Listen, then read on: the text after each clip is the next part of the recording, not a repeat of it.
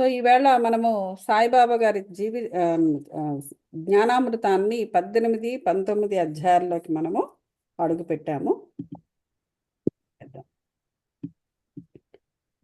Okay, ఇక్కడ ఏం చెప్తున్నారంటే హేమట్ పంతును బాబా ఎట్లు ఆమోదించి ఆశీర్వదించెను.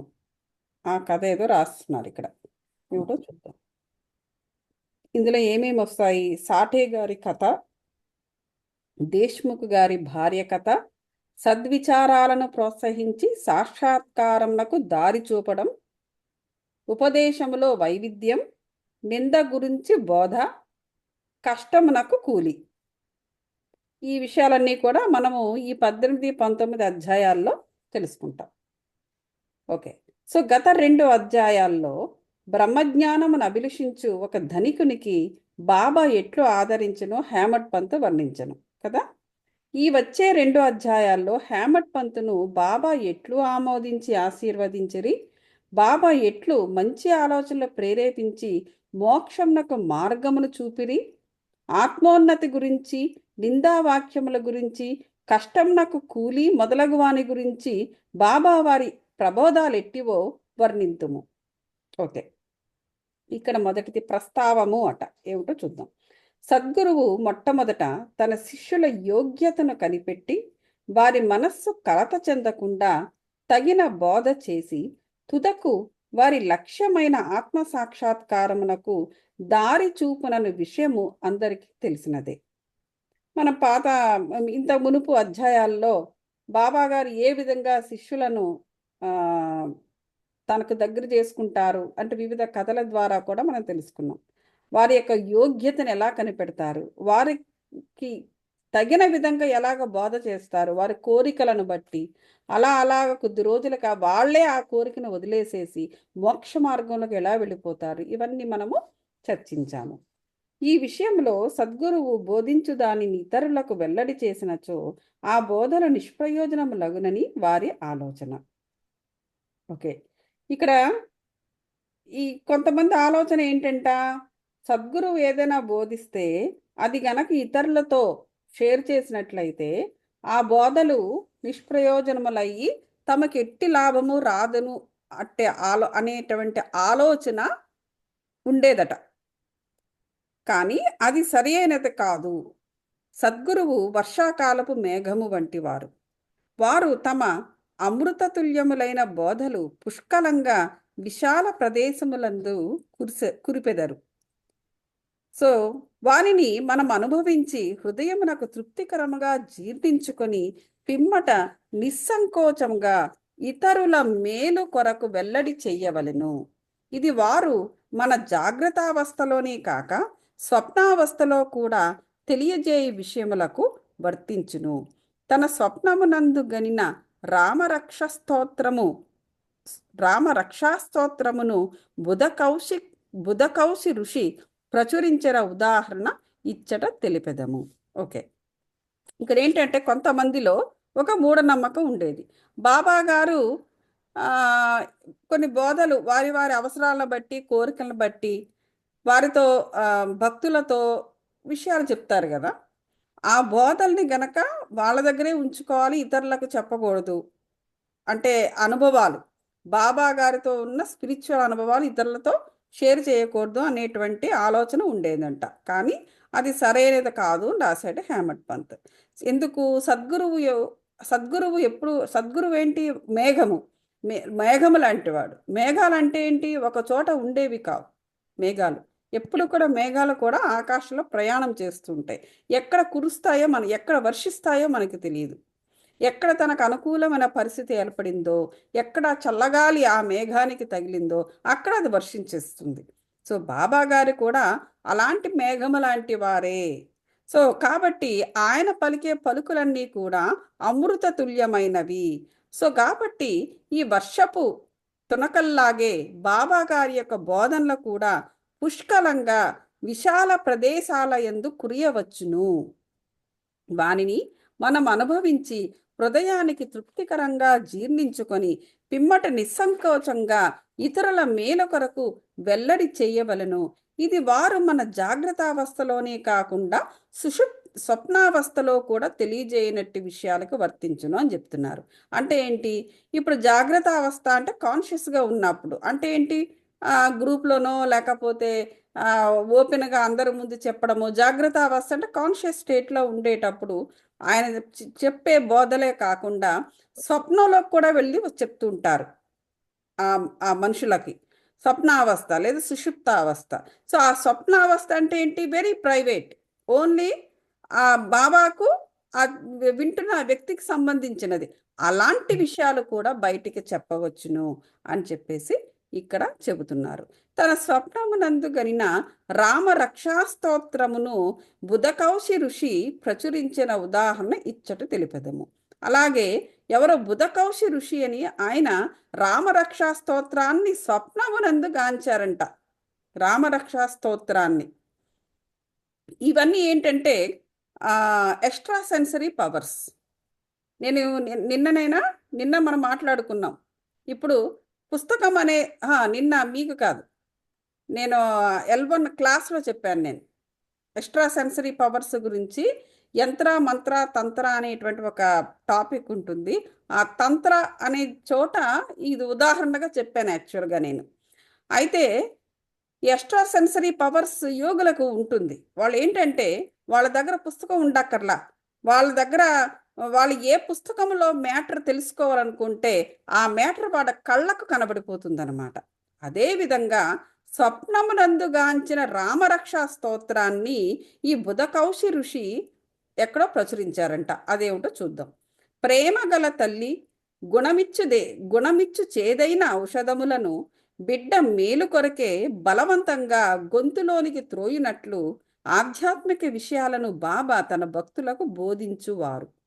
ఇప్పుడు చూడండి, తల్లి పిల్ల మీద ఎప్పుడు ప్రేమ కలిగి ఉంటుంది తల్లి తన బిడ్డ మీద.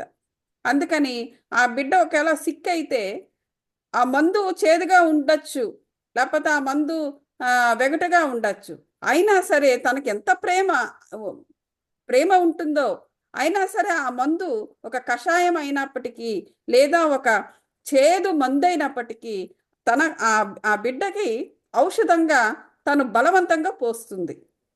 అక్కడ ప్రేమ లేకపోవడం అనేది కాదు.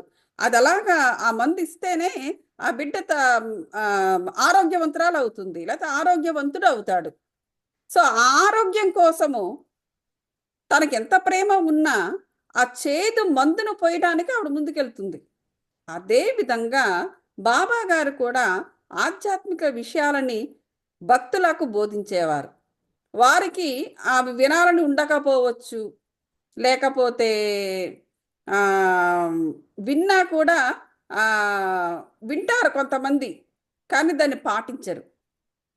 సో అది కూడా ఒక టాపిక్ ఉంటుంది. అది కూడా నేను టీచ్ చేశాను వాళ్ళకి. వింటారు కానీ పాటించరు.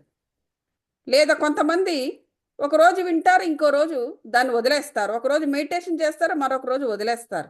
ఇట్లా రకరకాలుగా ఉంటారు. అయినా సరే బాబా గారు మాత్రం కన్సిస్టెంట్గా నిలకడగా వారికి ఆధ్యాత్మిక విషయాలను బోధిస్తూనే ఉండేవారు. ఎందుకు? వారికి అంత ప్రేమ. వారి మార్గము రహస్యమైనది కాదు, అది బహిరంగమైనది. వారి బోధలను అనుసరించిన భక్తుల ధ్యేయం నెరవేరేది. చూడండి, ఆయన బోధనలు గనక అనుసరించిన వాళ్లకు వాళ్ళ ధ్యేయం ఏమైతే ఉందో అది నెరవేరేది. కానీ అందరూ అనుసరించరు కదా. ఈ చెవితే వింటారు, ఈ చెవితే వదిలేస్తారు. లేదా ఓ రోజు కూర్చుంటారు, మరో రోజు, లేకపోతే మరో ఇంకేదో, ఇలా రకరకాలుగా ఉంటారు. వారి వారి యొక్క ఆత్మస్థాయిలను బట్టి, లేదా అంటే వారి యొక్క కార్మిక్ స్ట్రక్చర్స్ను బట్టి ఇలా ఎన్నో రకాలుగా మనుషులు ఉంటూ ఉంటారు. వారందరూ కూడా బాబా గారి చుట్టూనే ఉంటారు. అయినా సరే అందరినీ ఒకేలాగా సమానంగా చూస్తూ, బాగా వినేవాడిని పాటించేవాడితోనే ఈ పాటించని వాడిని కూడా సమానంగా చూస్తూ, అదే ప్రేమతో ఆధ్యాత్మిక విషయాలను ఒక చేదు మందు బలవంతంగా ఆ బిడ్డ ఆరోగ్యం కోసము ఎలాగైతే ప్రేమ ఉన్న తల్లి చేస్తుందో అదే విధంగా బాబా గారు చేసుకుంటూ వెళ్ళేవారు. సాయిబాబా వంటి సద్గురువులు మన జ్ఞాన నేత్రములను తెరిపించి ఆత్మ యొక్క దైవీ సౌందర్యములను చూపి మన కాంక్షలను నెరవేర్చెదరు. చూసారా, బాబా గారి యొక్క ఈ సద్గురుతనం ఎలా ఉండేదంట? జ్ఞాన నేత్రాలను తెరిపించి మనం మాట్లాడుకున్నాం. జ్ఞానద్వారము మీకా? జ్ఞానద్వారం గురించి చెప్పానా లేకపోతే వాళ్ళకా? మీకే అనుకుంటా. సో ఎప్పుడైతే మనకు ఈ సోల్ అనే దానికి ఎనర్జీ వచ్చిందో, ఆత్మ చైతన్యాన్ని పొందిందో, ఎనర్జీస్ పొంది, అప్పుడు ఏం జరుగుతుంది? జ్ఞానద్వారం అనేది ఓపెన్ అవుతుంది. లేకపోతే జ్ఞానద్వారం ఓపెన్ కాదు. మూడో కంటి యొక్క మూడో కన్ను మెయిన్గా ఏంటంటే థర్డ్ ఐ ఎక్స్పీరియన్సెస్ అనేది చాలా ఇంపార్టెంట్. థర్డ్ ఐ ఎక్స్పీరియన్సెస్ అనేది పొందుతున్న ఆ ముముక్షువుకి, యోగికి ఏమవుతుందంటే ఆత్మజ్ఞానాన్ని పొందడం మొదలు పెడతాడు. ఎప్పుడైతే థర్డ్ ఐ ఎక్స్పీరియన్సెస్ కలుగుతుందో, ఆత్మజ్ఞానాన్ని పొందుతున్నాడో, అప్పుడు జ్ఞాన ద్వారం ఓపెన్ అవుతుంది. అంతవరకు కూడాను ఈ స్పిరిచువల్ విజ్డమ్ అనే ద్వారము ఓపెన్ కాదు. అందుచేత ఎప్పుడూ కూడా ఈ మెడిటేషన్ని చేస్తూ ఉండాలి. లేదా నువ్వు మెడిటేషన్ ముక్కు మూసుకుని నువ్వు చెయ్యకపోయినా కూడా నువ్వు నీ ఆత్మతో కనెక్ట్ అయి ఉండాలి. ఎలా కనెక్ట్ అయి ఉంటావు ఆత్మతోటి?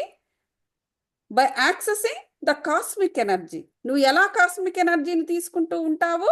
బై థాట్లెస్ స్టేట్, ప్రజెంట్ మూమెంట్లో ఉండడము, థాట్లెస్ స్టేట్లో ఉండడము.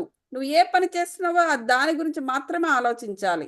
అప్పుడు ఆటోమేటిక్గా కాస్మిక్ ఎనర్జీ నీ వెనకాతలే ఉంటుంది. సో అది ఎప్పుడు కంటిన్యూస్గా జరుగుతూనే ఉంటుంది. నువ్వు ఒక ముక్కు మూసుకొని మెడిటేషన్ అని ఒక ప్లకార్డ పట్టుకొని కూర్చోక్కర్లా.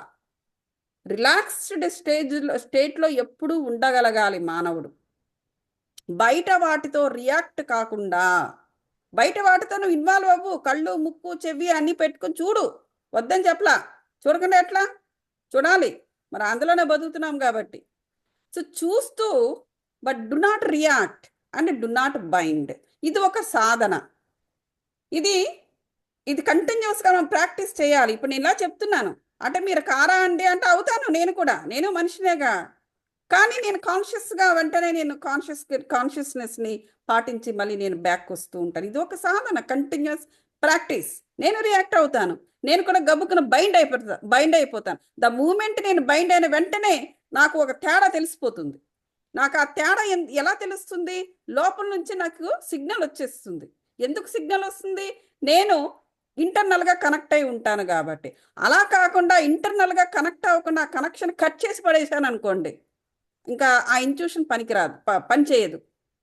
అప్పుడు ఆ బయట దానికే బైండ్ అయిపోయి అది ఎటు పట్టుకుపోతే అటుపోయి, ఎటు కొట్టుకుపోతే అటు కట్టుకుపోయి సర్వనాశనం అయిపోతాం అనమాట. అలా సర్వనాశనం అయిపోకుండా మనం ఉండాలి అంటే లోనికి కనెక్ట్ అయి ఉండాలి. ఎవరైనా చేసేస్తారు సర్వనాశనం, ఎవడైనా చేసేస్తారు. బయటోడు చేయొచ్చు, ఇంట్లో వాళ్ళు చేయొచ్చు, పక్కింటోళ్ళు చేయొచ్చు, ఎదిరింటోళ్ళు చేయొచ్చు, బొత్తిగా మనకు ముక్కు మొహం తెలియని వాళ్ళైనా చేసేయచ్చు. Never know. సో కాబట్టి ఎప్పుడు కూడా జాగ్రత్తగా మనం కనెక్ట్ అయి ఉండాలి. ఓకే. సో ఆ విధంగా బాబా గారు ఏం చేస్తారట? జ్ఞాననేత్రాలను తెరిపిస్తారు. జ్ఞాననేత్రాలను తెరిపించి ఆత్మ యొక్క దైవీ సౌందర్యాన్ని చూపిస్తారు. ఆటోమేటిక్గా మన లోపల కనెక్ట్ అయి ఉండేటప్పుడు మనకి ఇనీషియల్గా ఈ అనుభవాలు మీ అందరికి కూడా కలిగే ఉంటాయి. మొట్టమొదటి ఇనీషియల్గా మన మెడిటేషన్ స్టార్ట్ అయినప్పుడు మన ఆరానే ఫస్ట్ మనము స్టడీ చేస్తాం. చక్క అందమైన కలర్లు, లేకపోతే మెడిటేషన్ చేస్తూ ఉండేటప్పుడు మనం ఎనర్జీస్ని మనం తీసుకుంటూ ఉండేటప్పుడు ఆరా క్లీనింగ్గా ఫస్ట్ అవుతుంది. మళ్ళీ ఇమ్మీడియట్గా మన సోల్ వరకే వెళ్ళిపోం మనం. మొట్టమొదట్లో ఆరాలోనే ఉంటాం మనం. ఆరా అన్ని స్టడీ చేస్తూ ఉంటాం. ఆరాలు అందమైన కలర్స్ కనబడుతూ ఉంటాయి, గ్రీన్, రెడ్, ఇవన్నీ కూడా రెజినేట్ అవుతూ ఉంటుంది ఎనర్జీస్ని తీసుకుంటూ. ఒకసారి ఎప్పుడైతే ఆరా కంప్లీట్గా అది క్లెన్స్ అయ్యి నిండుగా ఉందో, అంటే ఎలైన్ అయ్యి ఉందో, అప్పుడు మనము ఇంకా ఎనర్జీ బాడీకి మనము క్రమేపీ మనం దానికి ఎనర్జీస్ లోపలికి వెళ్తాయి. అప్పటి నుంచి మనకు వచ్చే అనుభవాలు డిఫరెంట్ ఉంటాయి. ఆత్మ యొక్క అనుభవాలు మనం చూస్తూ ఉంటాం. కానీ మొట్టమొదట్లో అందమైన కలర్సే మనం చూస్తూ ఉంటాం. సో ఇదంతా కూడా సౌందర్యం. ఇదంతా కూడా ఏంటంటే సౌందర్యం, దైవీ సౌందర్యం. మనం ఏంటి, ఒంటికి మనం స్నానం చేసి లక్ష సోపు రాసుకుంటేనే మనం చక్కగా అందంగా ఉంటాము అని చెప్పేసి మనం అనుకుంటాం. భౌతికంగా ఉండేటప్పుడు, భౌతిక స్థాయిలో ఉండేటప్పుడు అద్దంలో చక్కగా అలంకరించుకొని బొట్టు పెట్టుకొని అవి ఇవి బంగారాలు అవన్నీ వేసుకొని చూసి మనం అందంగా ఉంటాం అనుకుంటాం. ఒకసారి లోపలికి వెళ్ళి చూడండి, ఇంతకన్నా అందంగా ఉండడం అనేది జరుగుతుంది. ఎంత అందంగా ఉంటుంది, మనకు అన్ని ప్రకృతే మనలో కనిపిస్తూ ఉంటుంది. ఎందుకు? పంచభూతాలు కూడా ఫ్రీగా ఫ్లో అవుతూ ఉంటాయి కాబట్టి. ఆ ఫ్లోని మనం మిస్ అయిపోతున్నాం లోపలికి కనెక్ట్ అవ్వకపోతే ఆ ఫ్లో మిస్ అవుతాం. ఒక్కసారి ఆరా అంతా కూడా ఎలా అయిపోయింది అనుకోండి, ఆ అనుభవాలు ఇంకా తగ్గుతాయి. తగ్గి మనకి వేరే అనుభవాలు మన లోపలికి ఇంకా డెప్త్లోకి మనం వెళ్ళిపోతూ ఉంటాము. సో ఇవన్నీ కూడా ఏంటంటే దైవీ సౌందర్యాలు. ఇవన్నీ కూడా ఆత్మ యొక్క దైవీ సౌందర్యాలు. మనం ఎంతో అలంకరించుకొని మేకప్లు వేసుకొని సఫోరా అది ఇది అల్టా ఎంత వేసుకున్నా కూడా కనబడని గొప్ప సౌందర్యము మన లోపల ఉంటుంది. ఆ సౌందర్యాన్ని మిస్ అవ్వకూడదు. సో బాబా గారు ఆ సౌందర్యాలను చూపి మన కాంక్షలను నెరవేర్చెదరు. కాంక్షలు అంటే ఇక్కడ స్పిరిచువల్ కాంక్షలు. అంటే ఆ స్టేజ్కి వచ్చినప్పుడు మనిషి యొక్క ఆలోచన తీరు మారుతుంది. స్పిరిచువల్గా ఎప్పుడైతే సోల్ అవేకన్ అయిందో మనిషి యొక్క ఆలోచన మారుతుంది. సో అవన్నీ కూడా ఆ స్పిరిచువల్ కాంక్షలు అనేవి నెరవేర్చడం అనేది జరుగుతుంది. ఇది జరిగిన పిమ్మట మన ఇంద్రియ విషయ వాంఛలు నిష్క్రమించి ఎప్పుడైతే ఆ స్పిరిచువల్ కాంక్షలు నెరవేరడం అనేది జరుగుతూ వస్తుందో ఇది అప్పుడు ఏం జరుగుతుందంట, మన ఇంద్రియ విషయ వాంఛలు నిష్క్రమిస్తాయి. ఇంద్రియాలు అంటే మన పంచేంద్రియాలు అవన్నీ కూడా బయటకు ప్రొట్రూడ్ అయ్యి ఉంటాయి. అంటే ఏంటి? భౌతిక ప్రపంచంలోకి వాటి యొక్క వాంఛలు డిఫరెంట్ ఉంటాయి. ఆ సినిమాకి వెళ్దాం, లేకపోతే ఈ చీర కట్టుకుందాం, లేకపోతే అలా అది చేద్దాం, ఇది చేద్దాం, ఇది అది అని చెప్పేసి ఆ వాంఛలు మెల్లమెల్లగా నిష్క్రమిస్తూ ఉంటాయన్నమాట. కొంతమంది చూడండి, డబ్బులు ఉండవు అయినా సరే ఊరికే దుబారా చేస్తూ ఉంటారు. వాళ్ళ ధర వీళ్ళ ధర అప్పులు చేసి మరి. అదొక వాంఛ. ఇంకేనంటే వాళ్ళు దుబారాగా ఖర్చు పెడతారండి అంటారు. వాళ్ళకి తెలియదా? వాళ్ళ కష్టాలు వాళ్ళ కష్టాల్లో ఉన్నారని వాళ్ళకి తెలుసు, అయినా అది ఆపలేరు ఆ వాంఛని. సో సో అటువంటి వాంఛలు కూడా అవన్నీ కూడా ఇంద్రియ వాంఛలు. ఆ ఇంద్రియాలు అలా పనిచేస్తుంటాయి పాపం వాళ్ళల్లో. సో ఇటువంటి ఇంద్రియ వాంఛలు కూడా నిష్క్రమిస్తూ ఉంటాయి ఎప్పుడు నువ్వు ఇంటర్నల్గా కనెక్ట్ అయ్యి. అక్కడ స్పిరిచువల్గా నువ్వు అవుతున్నావు అంటే ఇక్కడ విషయ వాంఛలు నీకు తగ్గుతూ ఉంటాయి. ఇంద్రియ విషయ వాంఛలు తగ్గుతూ ఉంటాయి. మెల్లగా వివేకం వస్తుంది, వైరాగ్యం వస్తుంది. వైరాగ్యము అంటే మనం చెప్పుకున్నాం, ఇంద్రియ వైరాగ్యం అంటే అలా శూన్యలోకి ఇంకే పని చేయకుండా ఉండిపోవడం కాదు. సో అలాగే అది. సో ఆ విధంగా నిద్రలో కూడా ఆత్మజ్ఞానం మొలకెత్తుతుంది. చూడండి, ఇక మనకి ఎప్పుడూ కూడా నిద్రలో కూడా మన సోల్ నాలెడ్జ్ మనకు వస్తూ ఉంటుంది. ఇక ప్రత్యేకంగా ఇంకా మనము ఏంటంటే ఇంకా కొంత ప్రత్యేకంగా మనం ఒక టైం తీసుకుని దాని గురించి చదవాలి, దీని గురించి చదవాలి అని ఉండదు. సోల్ ఏం చేస్తే ఒకసారి అవేకన్ అయిపోయిందంటే అక్కడికి ఇక్కడికి అదే కనెక్ట్ అయ్యి ఆ నాలెడ్జ్ అంతా తెచ్చి నీ బుర్రలో పెడుతూ ఉంటుంది. ఇక నువ్వు ప్రత్యేకంగా బాడీతో నువ్వు చేయవలసిన పని ఉండదు అప్పుడు. అందుకే అదే విధంగా అది అలా అలా అలా అలా ఎక్కువ అవుతున్న కొద్ది టెలిపోర్టేషన్ అనే అతీంద్రియ శక్తి కూడా వస్తుంది. యోగులు చాలా మంది ఎక్కడికైనా వెళ్ళాలంటే ఆత్మ రీత్యా వెళ్ళిపోయి వచ్చేస్తూ ఉండేవారు. శరీరం అక్కడే ఉంటుంది.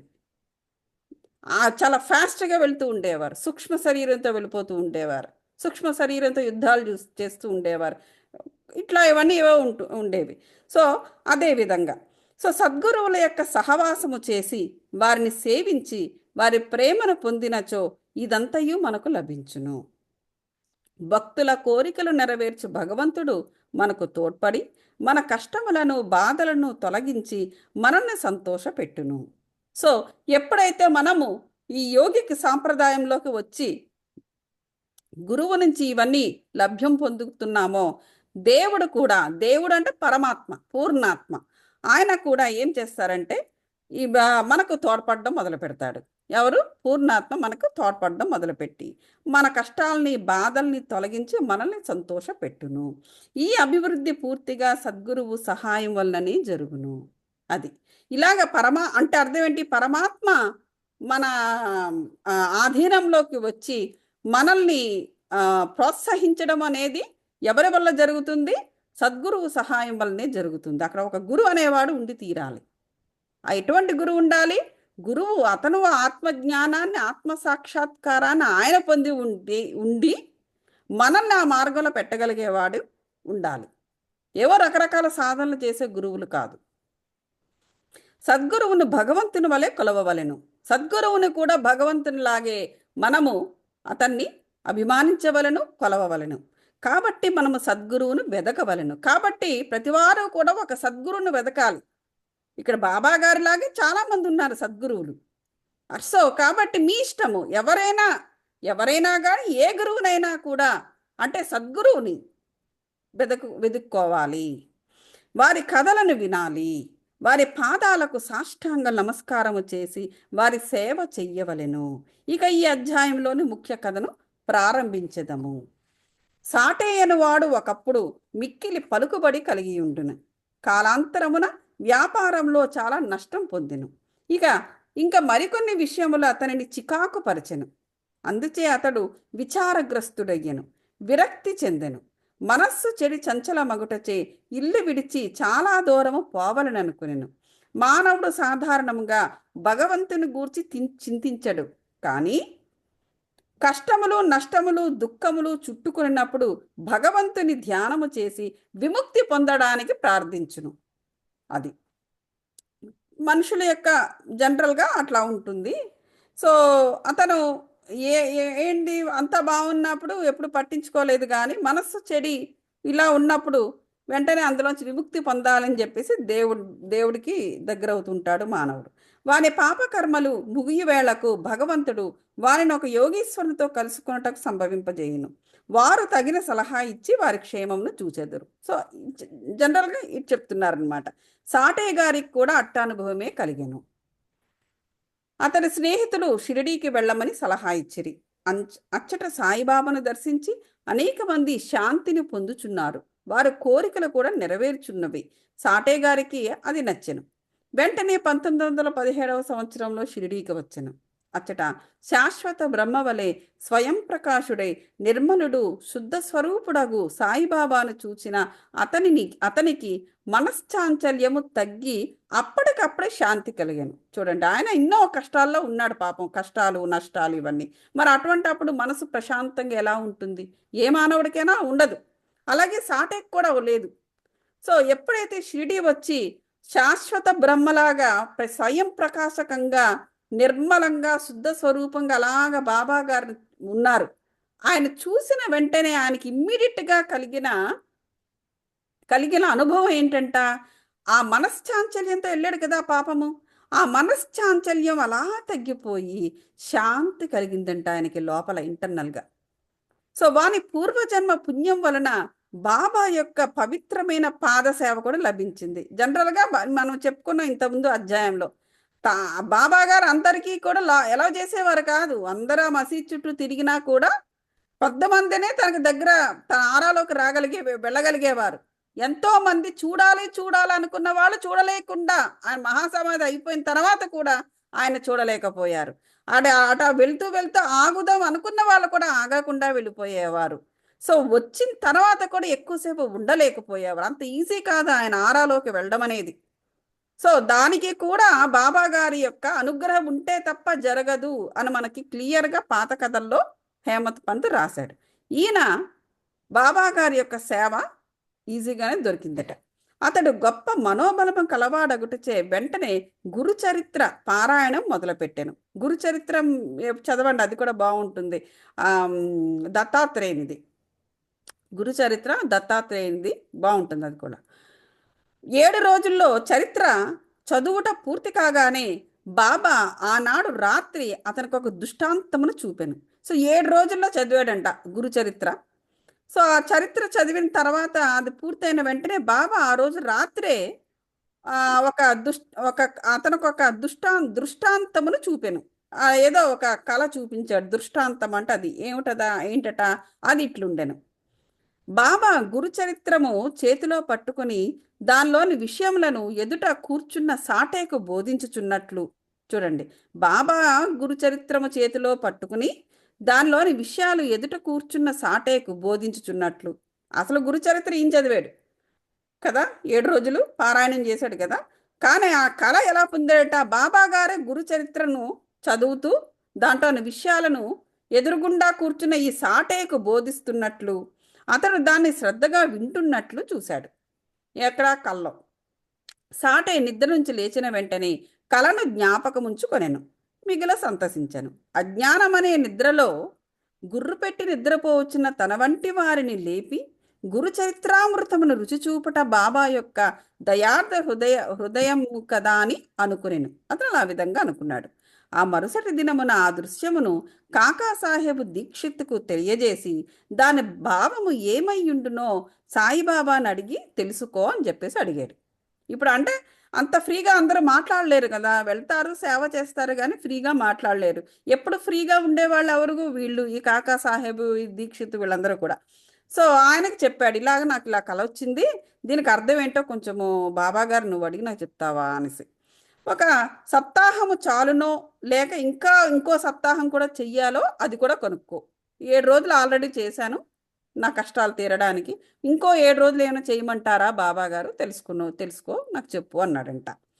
అయితే సమయం దొరికినప్పుడు కాకాసాహెబు బాబాని ఇట్లా అడిగాను, ఓ దేవా, ఈ దృశ్యము వలన సాటేకు ఏమని చెప్ప నిశ్చయింతివి అనేసి కాకాసాహెబు బాబాని అడిగాడంట. ఇట్లా జరిగింది, ఇట్లా అడగమన్నాడని. అతడు ఊరకొనవలన లేక ఇంకొక సప్తాహం చెయ్యవలనా అని కూడా అడిగాడు. అతడు అమాయకపు భక్తుడు, అతని కోరిక నెరవేర్చండి, అతనికి దృష్టాంతార్థను బోధించండి అని చెప్పేసి అతన్ని కొంచెం ఆశీర్వదించండి అని కొంచెం రికమెండేషన్ కూడా చేశాడు. ఎవరు, ఈ కాకా సాహెబ్. అయితే బాబా ఏం చెప్పారో చూద్దాం. అలా అంటే అప్పుడు బాబా, అతడు గురు చరిత్రము ఇంకొక సప్తాహం పారాయణం చేయవలెను. బాబా గారు చెప్పారు దాని సొల్యూషన్ కొంచెం. ఆ గ్రంథమునే జాగ్రత్తగా పఠించినచో అతడు పావనుడగును, మేలు పొందగలడు. భగవంతుడు ప్రీతి చెంది వానిని ప్రపంచ బంధముల నుండి తప్పించును. అది ఇతను ప్రాపంచికమైన బంధనాల్లో ఉన్నాడు అతను. సో అవన్నీ కూడా తొలుగుతాయి, మళ్ళీ ఇంకొక సప్తాహం చేయమండి అని చెప్పాడంట. ఆ సమయమున హేమట్ పంత్ అచ్చటి నుండి బాబా కాళ్ళు ఒత్తుచుండని. ఇప్పుడు ఈ కథ రాసిన హేమట్ పంత్ బాబా పలుకులు విని అతడు తన మనస్సులో ఇట్లా అనుకునేను, సాటే యొక్క వారమే పారాయణం చేసి ఫలితాన్ని పొందిన నేను 40 సంవత్సరాల నుంచి పారాయణం చేస్తున్నాను నేను, మరి నాకు ఫలితం లేదా? అతడికి ఇక్కడ 7 దినాలే ఉన్నాడు, ఆ 7 దినాలే ఆ గురు చరిత్ర చదివాడు, అప్పుడే అతను పావనం అయిపోతున్నాడా? నేను ఎప్పటి నుంచి పారాయణ చేస్తున్నాను, నాకే ఫలితం రాలేదేంటి అనేసి గబుక్కున ఈ హేమట్ పంత్ మనసులో ఒక సందేహాన్ని తెచ్చుకున్నాడు. నా ప్రయత్నాలు అన్నీ నిష్ఫలాలయ్యాయా ఏమిటి అని చెప్పేసి అనుకుంటున్నాడు.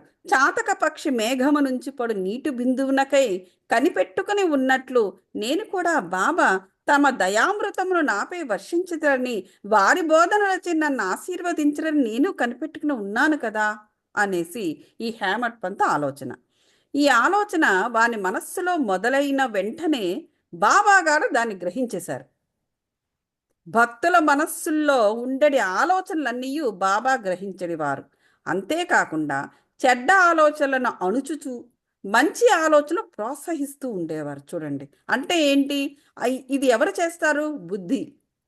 ఇప్పుడు మనము చెడుని సప్రెస్ చేసుకుంటాము మైండ్లో, ఎవరి మీద కోపం వచ్చినా చేసినా చెందినా. ఎప్పుడు కూడా మంచిని బయటికి చూపించడానికి ట్రై చేస్తుంటాం. అంటే ఏంటి, మన బుద్ధితో మనము అక్కడ మ్యానిపులేట్ చేసుకుంటూ ఉంటాం, ఏది మంచి ఏది మన లాజిక్ని. ఒకవేళ లాజిక్ ఇదిలా అని చెప్పినా కూడా మనము పొలైట్గా ఉండడానికి ట్రై చేస్తుంటాం. అంటే మన బుద్ధిని మనము అప్పటికప్పుడే మార్పులు చెందిస్తూ ఉంటాము, రైట్?